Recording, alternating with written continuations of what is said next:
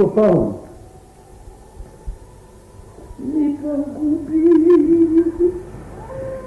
само Бухарибе, не погуби, дете голомеш. А небе стар, мъртви луѓето, волно се потешки. Како вреđa su dramili. Tiho, Paul.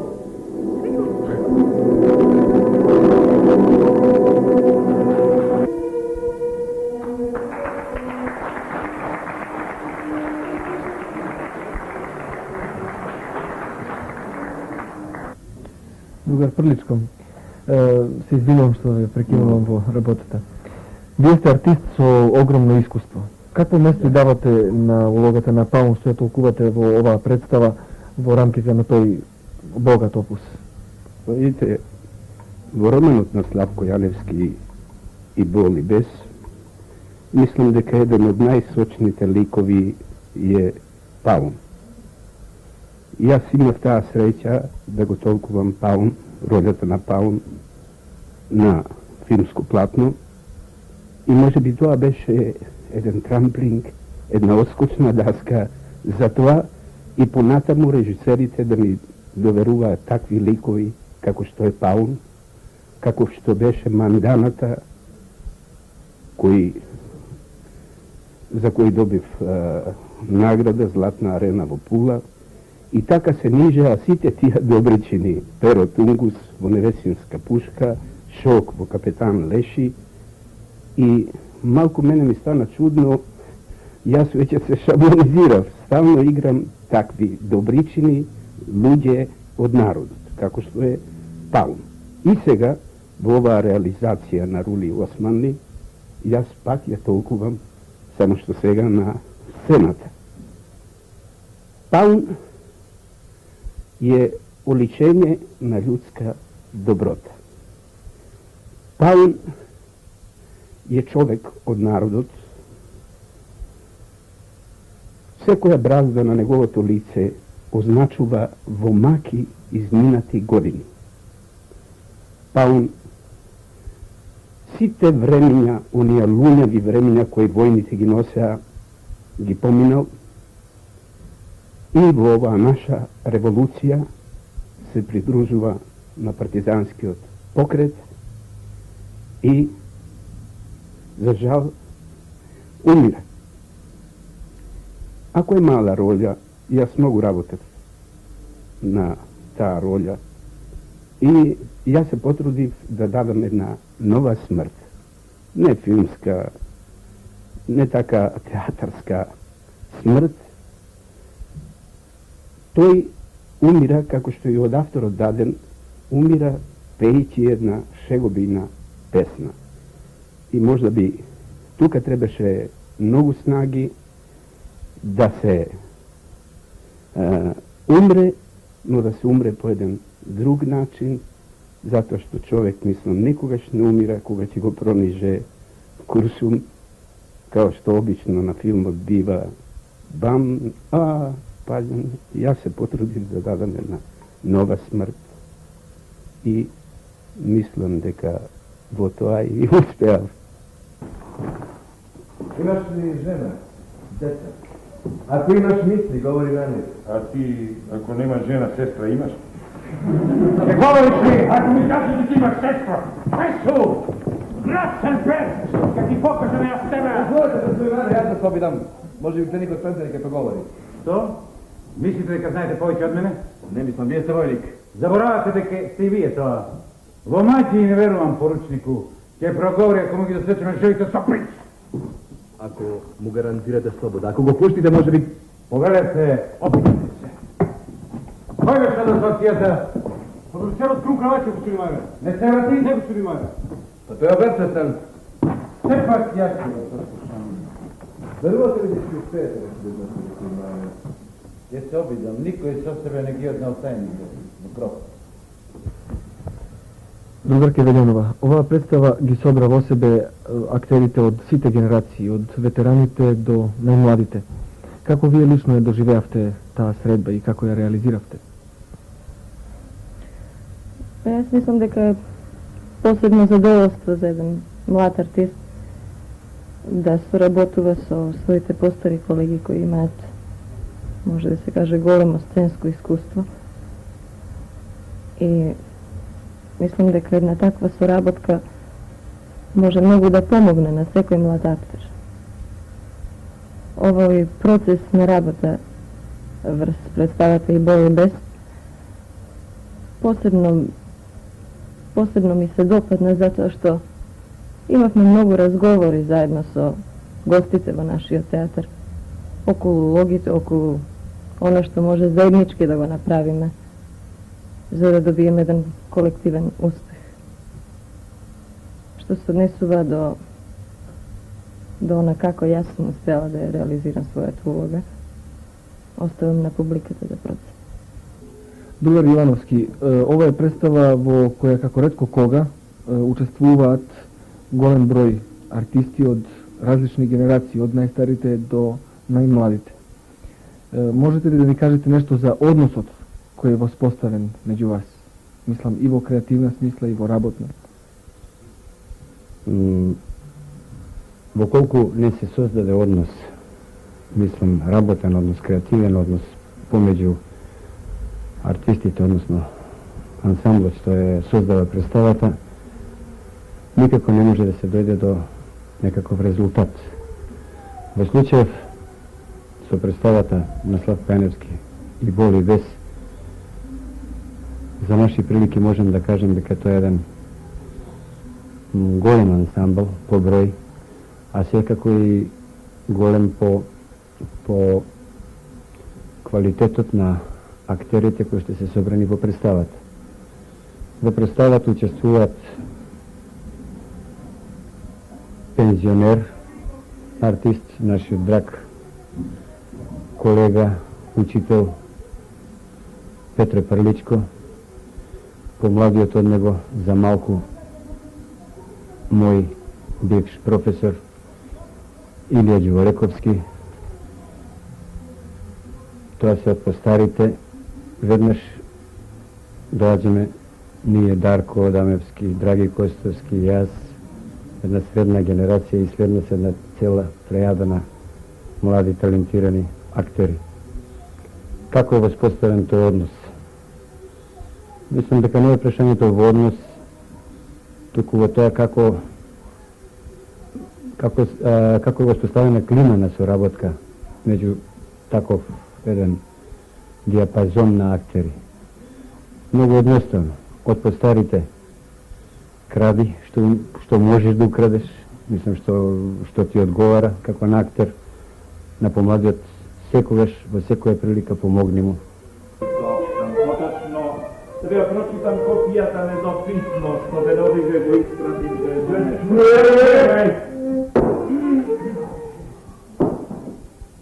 До господин војводат Александар Рајч на терен. strogo dobro. Јас, Теодот Попович, по волјата Господова, по желбата на вечниот народ и по собствената увереност да им служам на кралот и татковината, се прогласувам за командант на Козјачката територија и образувам по своја команда вардарски одред Милош Обилич, барајќи одбаци од сите команди на срочните војни единици под врховната команда на неговата честитост Дража Михајлович. Димитрije Османли е автор на драматизацијата и режисер на представата И бол и без од Славко Јаневски, која на 16 април беше поставена на сцената на Драмскиот театар од Скопје. Другар Османли се определивте за драматизација на еден епски текст, како што е романот И бол и без. Кажете ни, кои беа мотивите што се определивте за овој роман? И покрај својата дескриптивност, романот И бол и без содржи една драматичност на настаните, драматика на односите меѓу личностите и драма на самите личности, која што ми овозможи да пристапам кон драматизацијата на тоа дело. Најважно за мене беше во драматуршката постапка да водам сметка за драмскиот континуиран и мотивиран тек на настаните од една страна, од друга страна за психолошката мотивираност на дејствувањето на ликовите. Но вие сте и режисер на оваа представа. Каков беше вашиот однос кон собствената драматизација? Добро прашање. Творечки секи случај. Два проблеми за мене беа мощно значени. На каков начин да се сценски смести дислоцираноста на действијата, бидејќи има три паралелни действија, и кому да се поверат големиот број на роли. Првиот проблем го решивме, мислам, доста успешно со сценографот Бранко Костовски, така да добивме еден навистина непречен и динамичен континуиран тек на действието.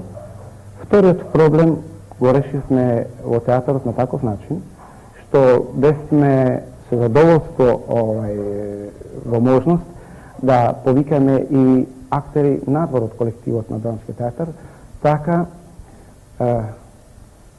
во пиесата учествуваат и познатите великани на македонското театарско дело Петре Прличко и Илија Джувалековски. Покрај, да така речам, следната генерација, па и прваци сепак на Драмскиот театар, Дарко Дамевски, Ацо Јовановски, Гешевски, Костовски и други, па до помладата генерација, како што е Чоревски, Лилјана Велјанова, и дури и најмлада генерација повикавме и од нашата Академија Скопска, тројца студенти од третја година, и за мене беше исто така еден мощен значаен проблем како режисер за една стилска соцветност, една стилска кохерентност во начинот на играта на овие 4 генерации.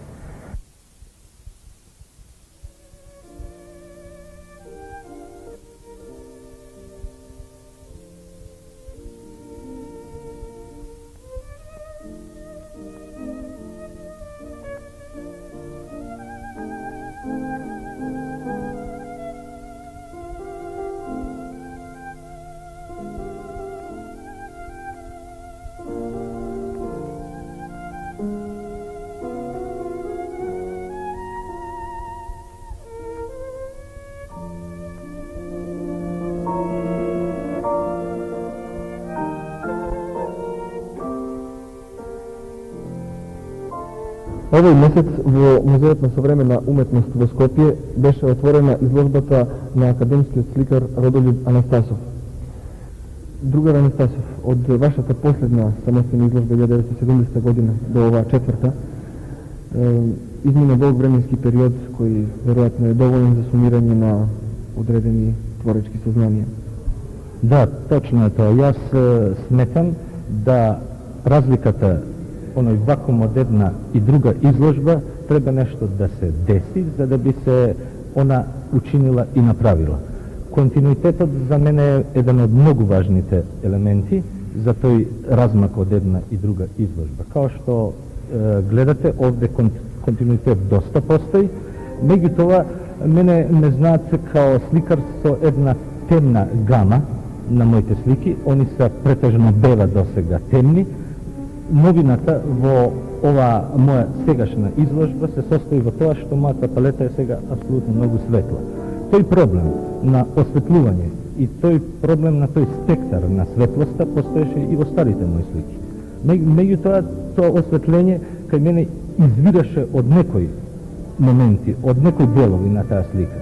Меѓутоа сега во оваа изложба светлоста е претежно главна и она е целосна.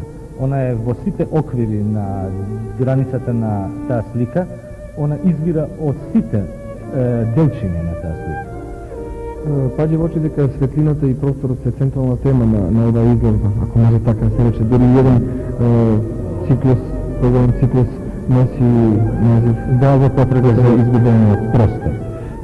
Имам ја 15 слики, тоа значи фактички да е тоа пола изложба во името на тој циклус.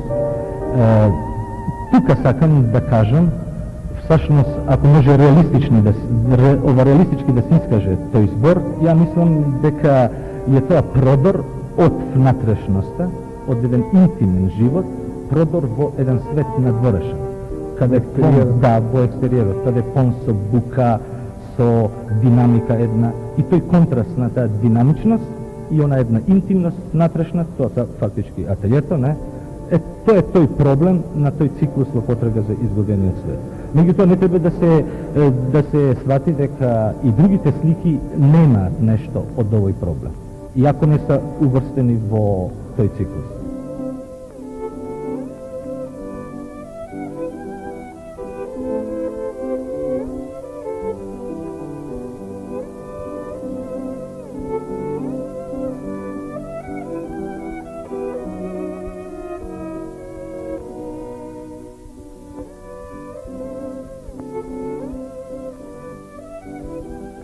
Ова е само еден столб од книги и публикации посветени на ликовната уметност, а ова тука е се, или речиси се, што е издадено кај нас во Македонија за ликовната уметност.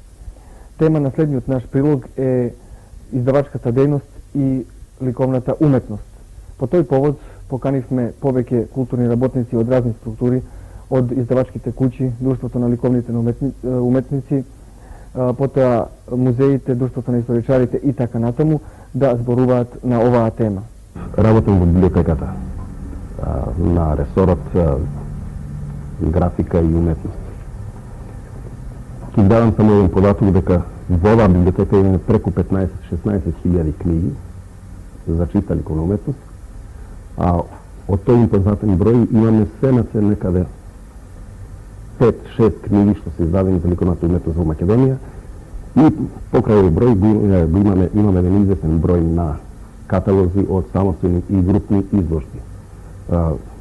Камерата тоа го виде сосема добро, каков е зафатот во светот, каков е кај нас.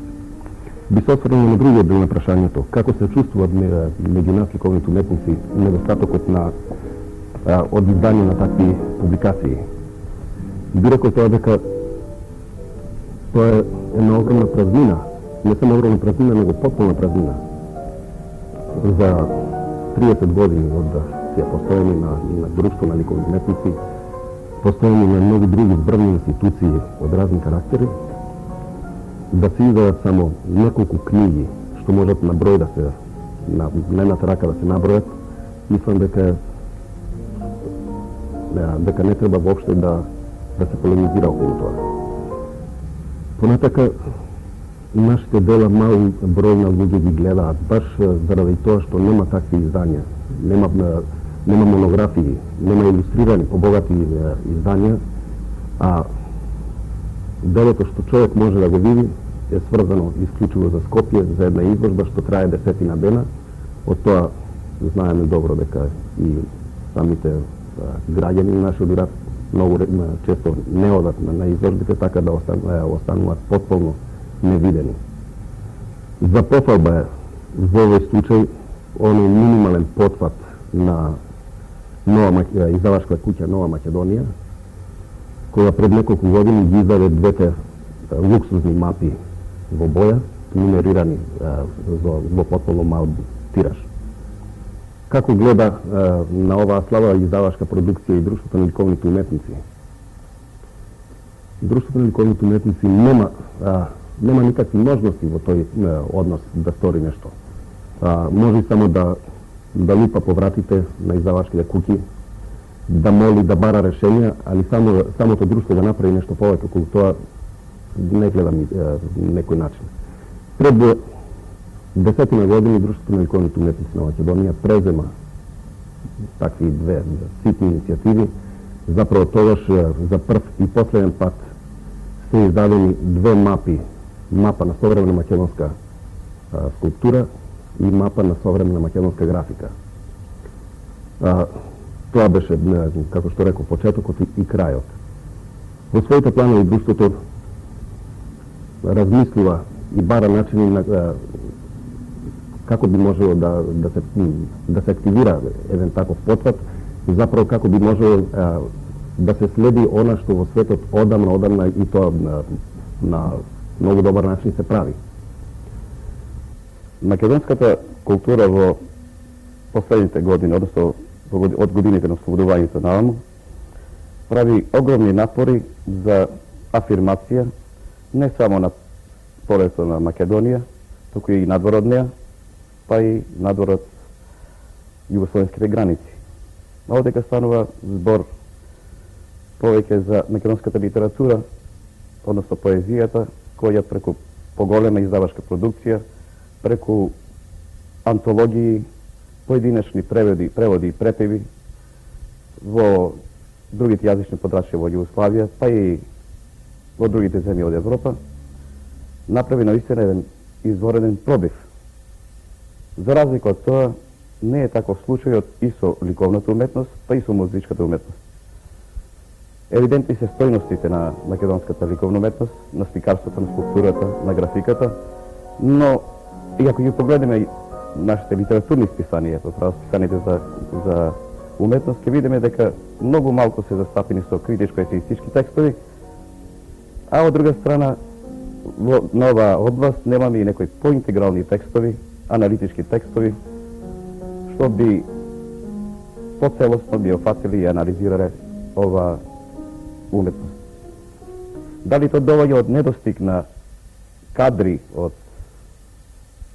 квалификувани кадри од оваа област, или пак и издавачките предпријатија не му дават место и простор во своите издавачки планови, не знам, но мислам дека време е посебно издавачките предпријатија да дадат она место на оние стојности во македонската ликовна уметност, што навистина би и дал еден посериозен и поцелосен приступ и афирмација. Ми се чини дека токму недостигот на подолготрајно планирање во нашата издавачка дејност, а тоа значи и отсуството на поперспективно финансирање и помагање на издавачката дејност се одрази особено на овој план, на овие ликовни издани. Не треба да се истакнува дека тој дел од издавачката дејност во Југославија и во светот е, би рекол, меѓу најдобрите, најпривлечните делови што ја красат секоја развиена издавачка дејност. Па во таа смисла, би рекол, мечта на секој наш издавачки работник, а и ликовен творец и културен работник е и нашата култура и нашата издавачка дејност да се здобие со што поголем број квалитетни такви изданија. Радосен е фактот што во оваа година особено повеќе издавачки предпријатија, објавувајќи ги своите планови, најавија ликовни изданија. Во таа смисла и култура има набележено во својата предлог програма неколку такви изданија. Тоа би биле една репрезентативно издание за фреските во Македонија, за нашата ликовна уметност, за нашата, се разбира, посебно примената уметност, за дизајнот во Македонија. Исто така, издавачкото предпријатие и култура е готово да издаде, да почне да издава извесен број монографии на истакнати наши likovni umetници. Ми се чини дека захватот е несомнено значаен и сите фактори, почнувајќи од издавачките предпријатија до културата, до Републичката заедница за култура, би требале да пројават целосно разбирање за овој значаен потврд. Книгоиздателството Македонска книга непосредно е зафатено со печатење на едно капитално издание од оваа област, а тоа е антологијата на македонските народни везови, што ја подготви Ангелина Крстева.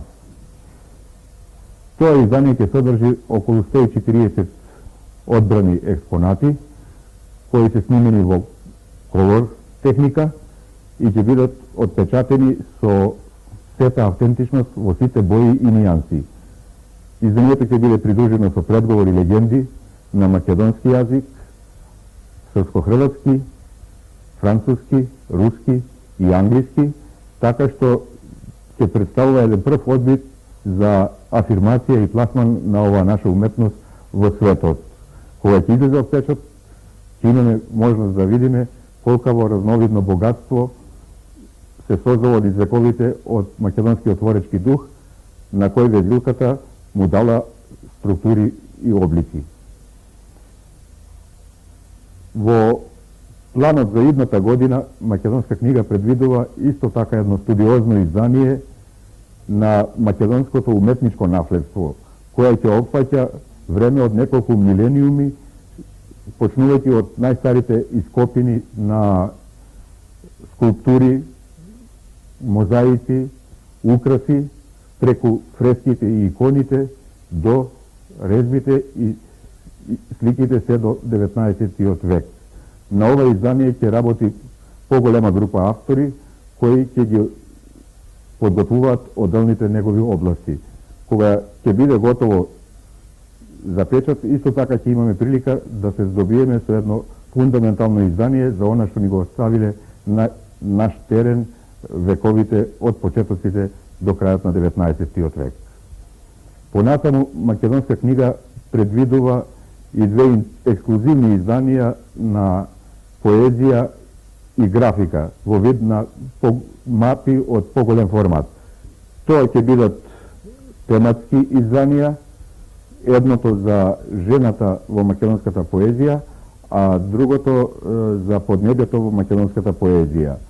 Надополнети со графики, тие ќе представуваат своевиден уметнички куриозитет кога ќе излезат со најнепосредно естетско дејство. Во подалечна перспектива, Македонска книга планира да отпочне со издавање и одделни монографии за наши истакнати ликовни уметници. Другар Петковски, констатиравме дека се чувствува недостиг од ваква литература за ликовната уметност кај нас. Па би ве замолиле како историчар на уметноста и како директор на Музеот на современа уметност од Скопје да ни го кажете својот увид во овој проблем, во оваа материја. Сметам дека до неодамна и не постоја големи можности за пишување на поголеми прегледи или синтези за современата македонска уметност.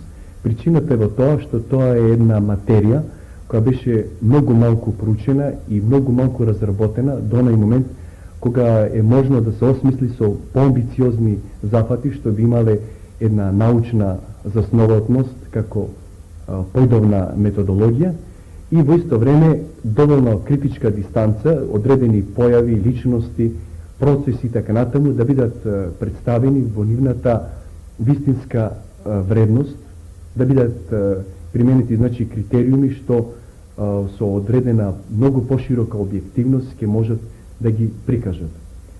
А меѓутоа и во овој период можеше многу повеќе да се направи во врска со публикување на публикации кои не би имале некои најамбициозни цели пред себе, а ќе можеа да ја пополнат празнината што необично тешко се чувствува не само за тие што професионално се бават со материјата современа уметност, туку тоа ние го забележуваме во секојдневната работа во музеот, во работата на студентите, во работата на новинарите и така натаму кои постојано имаат потреба од таков вид публикации. Нашиот музеј во текот на своето 11 годишно постоење сметам дека нешто малку направи за да пополни оваа празнина со печатењето на своите каталози за изложбите што ги беше организирал. Некои од нив беа синтетички прикази на одредени подрачја од современата македонска уметност, другите беа ретроспективни изложби на творештвото на истакнати македонски уметници, а третите се каталози на самостојни изложби на најистакнати фигури од македонската современа уметност. Сите тие беа обработени на еден начин што представуваат известни потвати со поамбициозна цел да имат и одреден и научно-стручен апарат и репродукции што го придржуваат текстот. Текстот од друга страна е обично синтетички или поширок приказ на таја личност, на незиното творештво што е излагана на таа изложба. Меѓутоа, неопходно е да се пристапи кон издавање пред се на синтетички историски прикази на современата македонска уметност. За неа сакам да го нагласам како голема неопходност овој момент.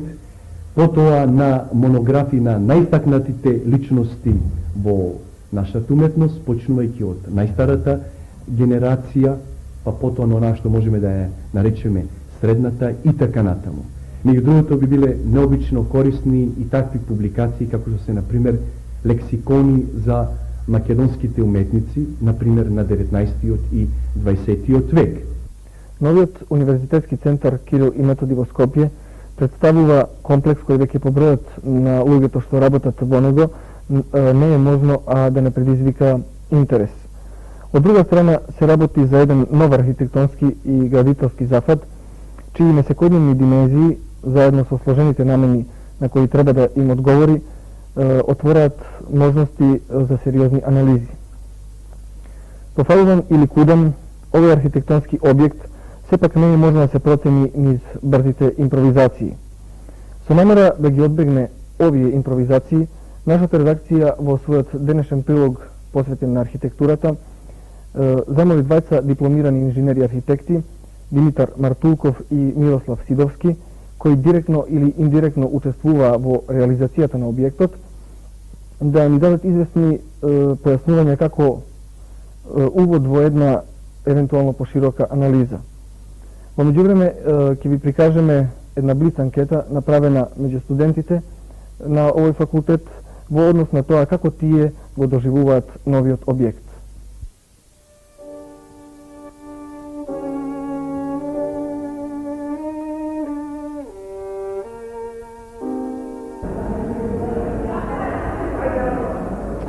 Би ве замолим како студенти, како луѓе кои голем дел од денот го поминуваат тука на факултетот, да кажете што мислите за него, како функционален простор, како естетика. Мислам дека се работи за едно многу современо архитектонско решение, еден објект кој што во почетокот не прими сите нас во целата сфера згранетост, би се рекло. Мислам дека во почетокот да сите нас делуваше можно одбивно, бидејќи не сме свикнати на вакви училишни простори. Имајќи предвид дека во старата зграда, во стариот факултет бевме и просторно прилично скучени, прилично стеснети. Овдека ни довме на едни простори, на еден објект кој што не само по своите конструкции беше поинаков, туку и во сите оние простори кај што требаше да се работи, кај што требаше да се спремат истите, кај што требаше да се слушаат предавања, се најде на едни поинакви решенија. Мислам дека тоа во почетокот беше оно што кое или веднаш априори делуваш одбивно или пак веднаш не привлекуваше. Меѓутоа мислам дека повеќе делуваш одбивно бидејќи просто самиот изглед на факултетот, мислам, и овие бетонски решенија и така натаму делуваа одбивно. Има и известни технички недостатоци кои се надеваме дека со време ќе бидат решени. Јас наполно се сложувам со колегата и само би сакал да истакнам, мене лично особено ми се бендисува холот овде кај што се наоѓаме ние, бидејќи е многу акустичен Тука ние организираме секој петок диско вечери, потоа поканивме филхармонијата да гостува, друго не би нешто да кажам. Универзитетскиот совет на својата 93-та седница, одржана на 1.11.1966 година, донесе одлука за утврдување на основните показатели за изградба на нови згради на филозофскиот, економскиот и правниот факултет и ректоратот. На истата седница е одлучено да се распише општ југословенски анонимен архитектонски конкурс за изработка на урбанистичко и архитектонско решение за целиот комплекс. На распишаниот конкурс беа поднесени 13 трудови, од кои жири комисијата, составена од представници на универзитетот, филозофскиот, економскиот и правниот факултет, како и стручни лица од архитектонско-градежниот факултет, Македонија проект, Сојузот на архитектите на Југославија и Сојузот на архитектите на Македонија, едногласно му ја додели првата награда на трудот под шифра Атена, чиј автор е архитектот Марко Мушич од Љубљана, заедно со група соработници. Изготвувањето на комплетната техничка документација му беше доверена на проектантското предпријатие Македонија проект од Скопје. Изградбата на објектите отпочна во ноември 1970 година, а истите беа предадени во употреба во јуни 1974 година. Изградбата на објектите ја изврши градежното предпријатие Мавро од Скопје со кооперанти, меѓу кои по обемот и значајот на работите, нарочно треба да се истакнат Алумина и Треска од Скопје, Мермен комбинат од Прилеп, 14 децембар од Белград и други. Нужно е да се нагласи дека делот од работите што се однесува на надворешното уредување на објектите се уште не е завршен, како и помал дел од недовршени работи внатре во објектот.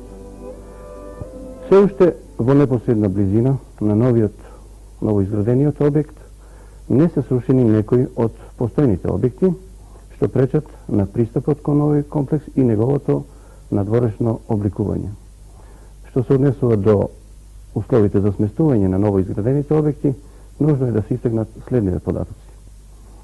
Спрема програмата за изградба на овој комплекс, изготвена во 1966 година, објектите се димензионирани на следниве капацитети и површини.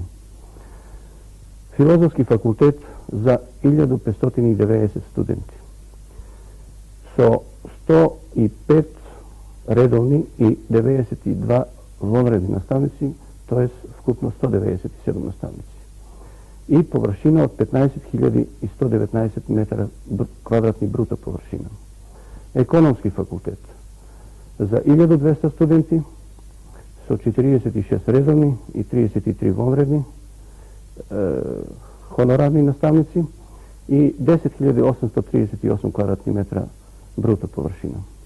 Правен факултет за 1200 студенти и 35 редовни и 45 хонорарни наставници и 11.563 метра квадратни бруто површина.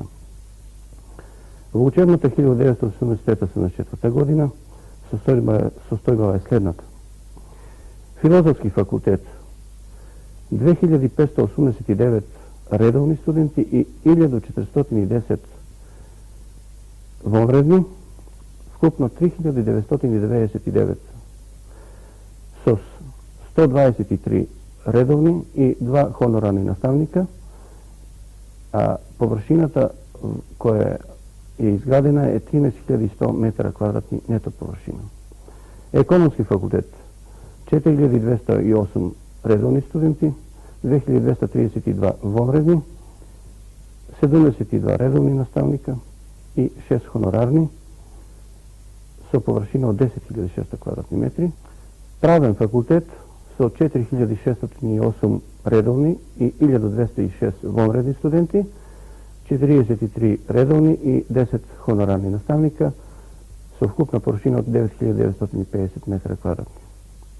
Ваквата несоразмера помеѓу бројот на студентите предвидени во програмата пред изградба на објектите и сегашниот број на студенти во овие факултети произлегува од слободниот опис од кој е воведен од 1968 година. Ово од своја страна предизвикува големи проблеми на нормалното работење на овие факултети.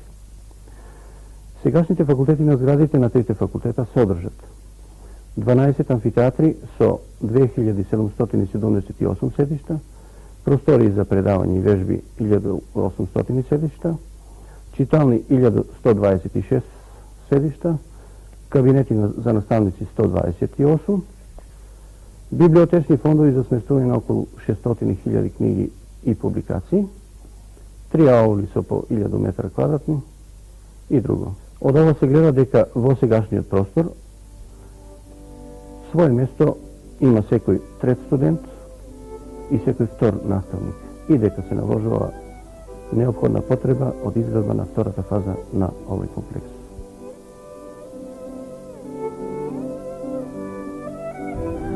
Го прекинавме часот за да ве прашаме за функционалноста на овие простори во кои голем дел од денот поминувате. Визиониот впечаток за факултетот е позитивен, меѓутоа што се донесува до функционалноста, тука има некои сомневања, ми се чини дека не е доволно функционален. Пред се не ми се допаѓа тоа што изгледа некако темно, мрачно, исто така и несигурно. А инако општиот впечаток во споредба со стариот факултет е позитивен. Нашиот факултет, односно како факултет нов архитектонско-градежен објект, е, така да се рече, функционален, но до некаде. Велам до некаде затоа што тука има како објект и недостатоци. Недостатоците пред се може да се уочат од страна на секој оној кој заправо ќе влезе во самиот факултет. Така, например, има многу неискористен рационално простор, потоа некои така лавиринти, ако можам да ги наречам, ходници и друго. Но меѓутоа, ако, како што рекоа веќе и предходните, во споредба со стариот, од тоа што добиваме во простор, по ова условите за работа се подобри, затоа што имаме повеќе тука и семинари, библиотека, и слушална, и читална, и други некои кабинети, но меѓутоа за недостатоците веќе ги реков, ги има. Се извинувам, имаме впечаток дека имате еден од најубавите постарчиња во Скопје. Кажете нешто за самиот комплекс и за факултетот. За самиот комплекс и за факултетот. Јас верам дека, како што рекоте, дека е стварно нешто најубаво во Скопје. А се очекува веќе кога ќе се озелени од дека ќе биде уште повеќе подобро. Не видам нешто да додам. Благодарам. Се извинувам. Добро, вие ќе кажете нешто, нели? Ме интересира што мислите вие, битно ми е да ми кажат студентите, што мислат за овој факултет, за овој комплекс? За градбава, лично? И за функционалност? Па, мислам дека е добро. Према оние старите факултети, поготово нашиот, филозофскиот, овај е многу подобар и функционален исто за студентите, за професорите. Доволно? Доволно. Правиме анкета за тоа како на студентите им се допаѓа факултетот, мислам во смисла на убавината и на функционалност. Па убавината ја немам забелешки никакви, меѓутоа функционален не би рекол дека неискористен простор има. Во кој смисла? Па еве примерно кај нас, јас сум студент на економскиот факултет и нема доволно место за сите студенти да ги офати. Мислам да што се однесува до лепота, тоа е во ред. Благодарам.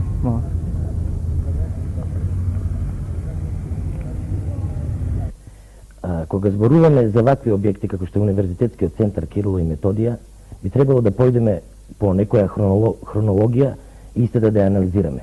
Па јас би почнал да ја објаснам малку ситуацијата. Бидејќи Универзитетскиот центар се наоѓа на три јаки сообраќајници, архитектот проектант дошол до една дилема како да го лоцира, тоест да го постави овој универзитетски комплекс. И дошол до сознание дека треба објектите да ги сврти кон себе. Со свртувањето на објектите кон себе ствара една, како би можеле да кажеме, една агора, тоест еден амфитеатар, значи објектите на правниот, економскиот и филозофскиот факултет ги поставил амфитеатрално. Со тоа добил еден простор, кој што простор дава можност за разни манифестации, за разни собири, разговори, средби, разни контакти на студенти и други лица. Истиот овој екстериерен елемент, архитектот-проектант го вовлекува и во внатрешноста на објектите на сите три факултета. Со таа разлика што во внатрешноста на објектите третирајќи го интериерот, го обиколува истиот со други содржини.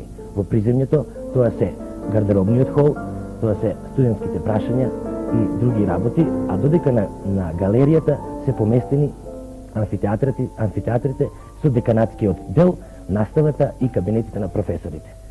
Ако ја земеме и ја погледнеме функционалноста на овој објекат, ќе видиме дека она не е решавана, како што се порано решавале овие објекти, стереотипно, да на еден ходник се наслонат овие пратечи функции. Иако имаме околу сите три објекти една ротонда, можеме да кажеме така, една улица, од каде што доваѓаат професорите, сепак контактите не се така оддалечени меѓу професорите и студентите. Но тие се контакти кои што се дешаваат во делот на наставата, во амфитеатрите и во деканатските и останалите делови. Кога зборуваме за вакви објекти, мораме да кажеме и неколку збора за архитектонските параметри кои што ги обележуваат овие објекти. А тие архитектонски параметри се првостепената пластика, второстепената пластика и третостепената пластика. Кога зборуваме за првостепената пластика, тоест како човекот го сваќа објектот, тога мораме да кажеме дека овој објект на секој посетител, дали тој професионално се занимава со архитектурата или не, мораме да дојдеме до едно сознание дека овој објекат има во себе си, содржи некој скулптурален третман. А таа скулптуралност не е само фасадна или како да кажеме слободно кулиса, но таа произлегува од самата внатрешна функција. А таа внатрешна функција ја во дадени моменти ја даваат волуменот, а каде што е наставата кубатурата на воздушниот простор, а најповеќе е истакната влезната партија, каде што ги имаме амфитеатралното поставување на сите вертикални и хоризонтални комуникации. Кога зборуваме за второстепената пластика, која би ја превеле на попрост начин овој однос на отвори и на маса, тога исто така можеме да зборуваме и за функцијата. Така да амфитеатрите, каде што знаеме не треба многу светлост, тоа е решавано со пуни платна, каде наставате, каде што е потребна малку повеќе светлост, тога и доваѓа во обзир масата ја тоест отворите се превагнати од масата, а пак истото тоа можеме да го видиме и кај останалите простори, кај кабинетите и слично. Додека, бидејќи архитектот проектант ја градел оваја, како би рекле, поединечно, дали правниот или економскиот факултет, куќа со такви претензии, не можеме да зборуваме за третостепена пластика, но таа можеме да ја третираме на бетонските маси, на канулиран природен бетон или некои други елементи. Замислата на архитектот, во првобитната замисла на архитектот, беше да овој објект биде изграден од природен натурбетон со бел цемент. Но, бидејќи тој е скупа инвестиција, така да се дојде до овој обичниот цемент.